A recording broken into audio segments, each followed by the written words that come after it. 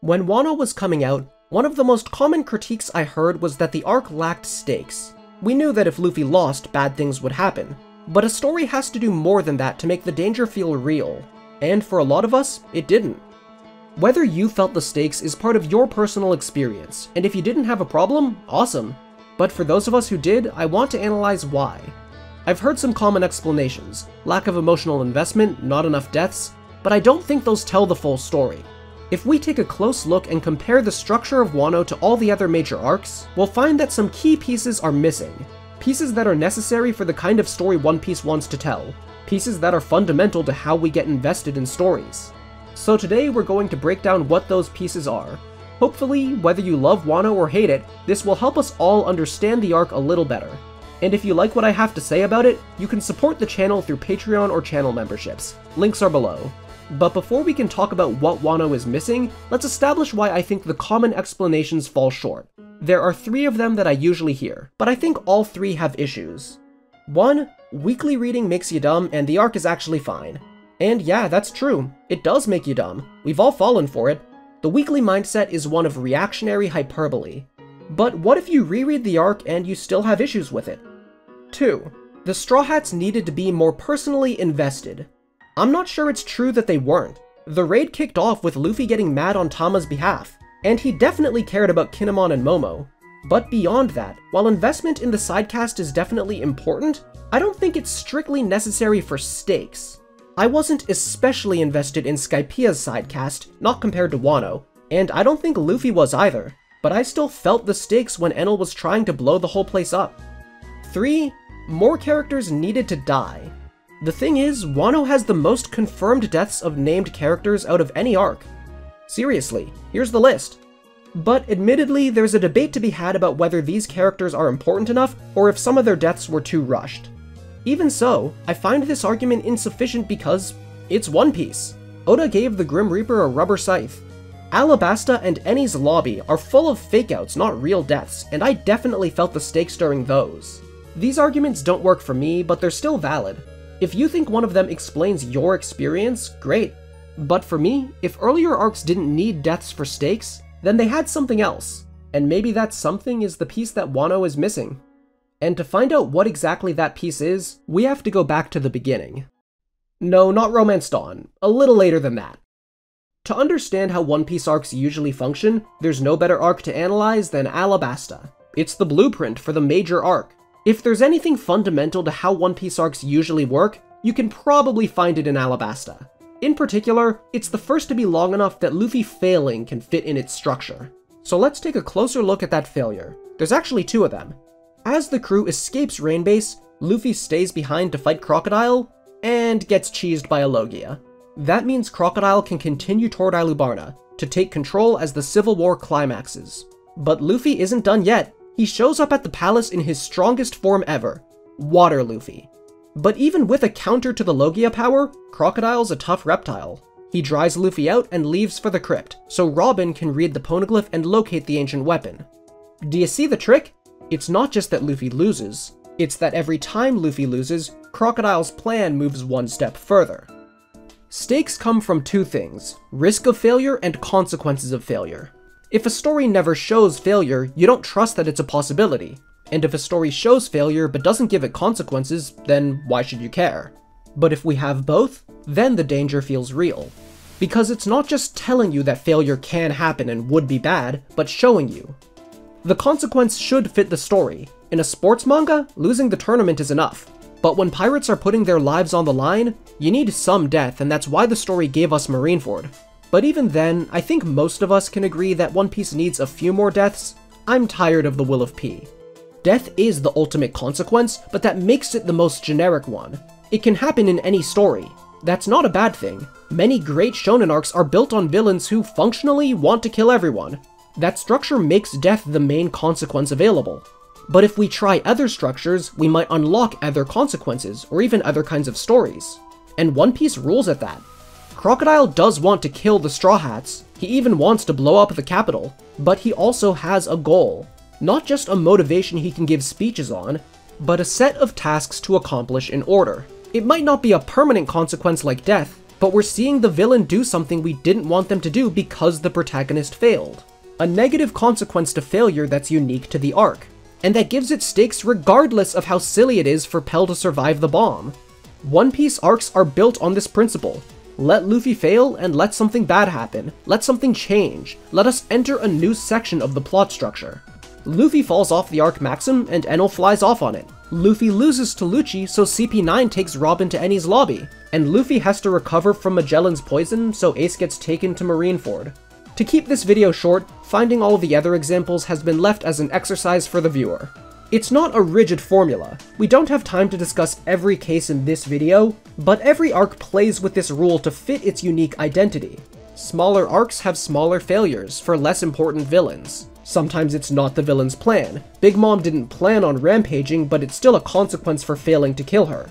And Dressrosa works differently because Doflamingo already conquered it, so he's reactive, not active. While Kairos does fail to kill him, the birdcage is more a response to the heroes' success than their failure. Either way, it's the villain's agency bringing a new section of the plot structure. So if every major arc uses this tool for stakes, and Wano feels like it lacks stakes, then we need to take a close look at Luffy's failures during Wano. Wano has 4 major failures: Luffy getting one-shot, the Scabbards vs Kaido, Luffy falling off the roof, and Luffy fake dying. Let's go through them in order. Luffy getting one-shot is my favorite. A loss that early and that hard was unprecedented and set a tone for Luffy's hardest challenge ever. And it put Luffy in jail, as Kaido wants to break the spirits of rookies, giving the plot a discrete subsection as a consequence. All of that is good, but it doesn't replace the need for a later failure. Normally there's build-up. Losing to a villain after spending half the arc working to beat them says more than losing after attacking on impulse. There was literally not much at stake here. This part still works, it shows us Kaido is a big deal, it just means we still need more later. Next, the Scabbards vs Kaido is also pretty good. It's like when Vivi, Wiper, or Law gets a shot against the villain. They're more invested in it than Luffy, and their failure is what justifies Luffy stepping in. But like with them, we don't seriously expect the Scabbards to win. Side characters versus the main villain has a predetermined outcome, which means no feeling of risk that Luffy might lose. The role of the failure has not been filled. Still, it's worth mentioning because this failure is followed by Kaido lifting Onigashima into the sky. A change in stakes. Kind of. More on that later. After the other 4 supernovas are gone, it's just Luffy and Kaido on the roof. And Luffy just learned Advanced Conqueror's Haki, letting him damage past Kaido's scales and fight like an emperor. And then, he gets knocked down. Off the island. Before we get to the structural issues, there's just a little thing that annoys me here. Why was this defeat off-screened? There's no mystery of what happened that gets answered later. Luffy was just weaker. Except when he comes back, he's not weaker anymore? The only things in between were that he ate food and got a ride from Momo, but he went from getting low diffed to seeming like he might win. This is the biggest jump in his ability to keep up with Kaido, but the actual power-ups of the fight, Advanced Conk and Awakening, were before and after the gap, not during it. Is it just Haki blooming? I'm fine with that concept as a background element, but when it's the one thing that can explain a huge, fast jump in power, it feels thin. I know this is just power scaling logic, nothing to do with the rest of the video, but I do think this kind of thing matters, and the story usually handles it better than this. Anyway, the actual issue with this failure is the lack of consequences. Luffy is out of Kaido's way, so Kaido kills Kinemon. Except, Kinemon lives with a borderline asshole, so no consequences there. Well, Kinemon is just one guy. There's a battlefield of people for Kaido to attack. So next, wait, hold on. Someone new is entering the ring? It's Yamato with a steel chair, here to kick ass, take names, and stall Kaido until Luffy's back. So nobody dies, and the battle doesn't change. You know, I like it when escalating stakes come with a change in location, whether it's a whole new island or as small as Crocodile going from the palace to the crypt. If we're physically closer to the villain's goal, the stakes are literally higher. Beyond that, changing scenery makes it feel like we're making progress. Inversely, if we're staying put, it doesn't feel like things are moving. And this isn't really a major issue. If everything else was working great, it wouldn't matter at all. But it feels like a wasted opportunity that Yamato fights Kaido in the same arena Luffy did. and when Luffy returns, it's still more roof piece. But there is one more failure, one more chance for consequences. Luffy seemingly dies due to Guernica's interference. Kaido's depression is great, and then he comes down to the battlefield to send out a couple of attacks that people react to. It's cool on paper. There are important character moments like Yamato inspiring Momo to keep fighting, but there's no consequences. If you took out Marco blocking a beam, nothing would change. The section is less than a chapter, it doesn't have room for a real plot beat. But Oda chose to make it that short. I don't know why he made that choice, but I do have guesses, and they tie into the deeper problem behind the last two failures. It's the big guy himself, Kaido. Failure needs consequences, so when Luffy loses, Kaido needs to do something bad. Ideally, something more unique than just killing people. Kinemon dying is a solution, but it's not the One Piece solution. If you think the series would be better with more deaths, valid. But when discussing how Wano could have matched the other arcs, it's about how it could do what they did, not do what another series would. The problem is, Kaido's motives don't open up possibilities. His main actionable goal is to start a world of violence. So what steps can he take during the raid that would bring that closer? I got nothing. It's a goal that enables speeches, not actions. There's nothing wrong with characterization meant to explore themes and foil other characters, but characterization that enables narrative opportunities is useful too, and often those narrative opportunities are the best way to explore a theme. Well, he also has the goal of dropping Onigashima on the flower capital, which doesn't really accomplish anything besides being its own reward, but I guess it fits the vibes of a world of violence. So does this one open up possibilities? For most of the battle, it doesn't. It's not like the birdcage, which changed the stakes for everyone on the island. Whether you're a samurai or a straw hat, you kind of have to do the same things whether Onigashima is on the ground or in the sky. Unless your name is Momonosuke. Momo has to master his powers and believe in himself to save the people. That's fine, and it's why Onigashima falling fits the same structural role as the bomb in Alabasta. Momo is in Vivi's role. But in Alabasta, the bomb was on top of Crocodile's multi-step plan to find Pluton. Crocodile's goal gave him things to do rather than enter the battle. Kaido doesn't have any other plans, not any that work for the plot structure like this, and lifting Onigashima is a passive effect. When Luffy falls, nothing changes with it. It's happening before and happening after. Let's be clear, the narrative conveying stakes is a different thing from there being stakes. Onigashima falling on the capital would be horrific, so you don't need to cancel me as a Beast Pirate sympathizer. But the plan doesn't progress when Luffy loses, so the story doesn't emphasize the connection between failure and consequence. Kaido's lack of goals leaves him with nothing to do other than join the battle, but most characters are occupied with their own subplots. So either Kaido starts clubbing samurai, which would be an awkward, inelegant plot section, or we use the one available character. I wish a character with as much potential as Yamato had a more interesting role than stalling Kaido, but I get why the story needed that because otherwise Kaido would break the arc. But instead of breaking it, is there a way we can fix it? While I was writing this video, I had the idea that we could take out Luffy's second to last loss. It lacked consequences anyway since Yamato was stalling, so why keep it? Well, it leads to a few different problems, like Yamato needing a new role or the pacing of the fight, but the killing blow was that Luffy needs to be down there by Momo's side as Momo learns to fly.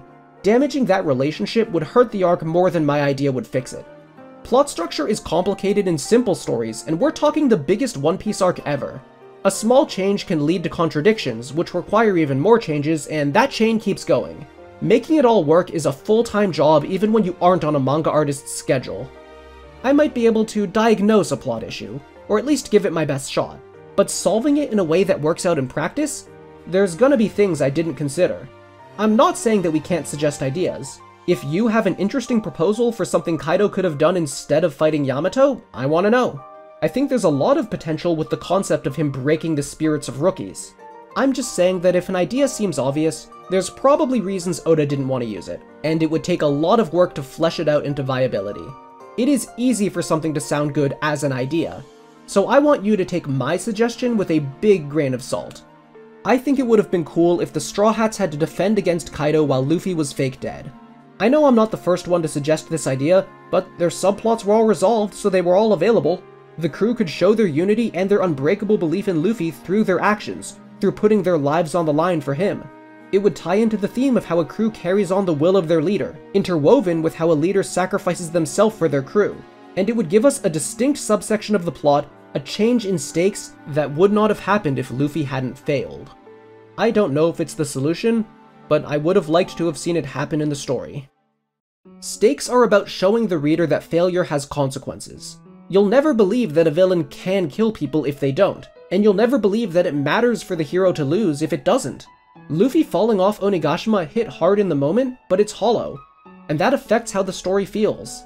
If failure doesn't matter, then it feels like failure didn't happen. If it feels like failure didn't happen, then it feels like the Straw Hats overcame their greatest challenge without struggle, as though it was as easy as Fishman Island. They did struggle, but storytelling isn't just about what happens, but how it's shown. The narrative structure doesn't emphasize failure, so the risk doesn't feel real and the arc feels incomplete. Like it's missing something, because it's telling us there was a struggle that doesn't feel like it was there. The struggles and failures on the road to victory are not just for the mechanical logic of how the fights are won. The drive to keep fighting, to win for the sake of those you care about and those you have to protect, no matter who you're up against, that is one of the most important emotions in One Piece. And we experience that feeling through how winning and losing are built into the plot structure. The emotion has weight because there's a risk, and making that risk feel real is what stakes are for. Wano is full of incredible characters, themes, and emotions, but it's a lot easier to care about all of those if you care about the fact that the main characters are trying to do something, that they are putting their lives on the line to win. Caring about the struggle is the doorway to caring about everything else. And for Wano, I just wish Oda gave us the key.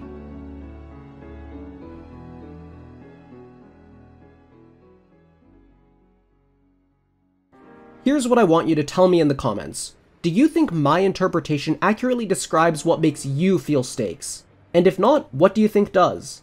I want to understand this topic on a deeper level, and to do that, I need to hear more perspectives. This video was my attempt to explain to myself why I had issues with Wano. I think I managed to identify what makes me feel stakes, but my experience doesn't have to be yours. It might be something else for you, whether it's something Wano does have or something it's missing that I didn't even consider. So let me know. Thank you for watching, and a deep thank you to the channel's patrons and members. Links are below if you want to join for access to full chapter paneling analyses that don't make it into the videos, and any other behind-the-scenes goodies. And if you'd rather not, then liking, commenting, and subscribing is more than enough. And don't forget to floss your teeth.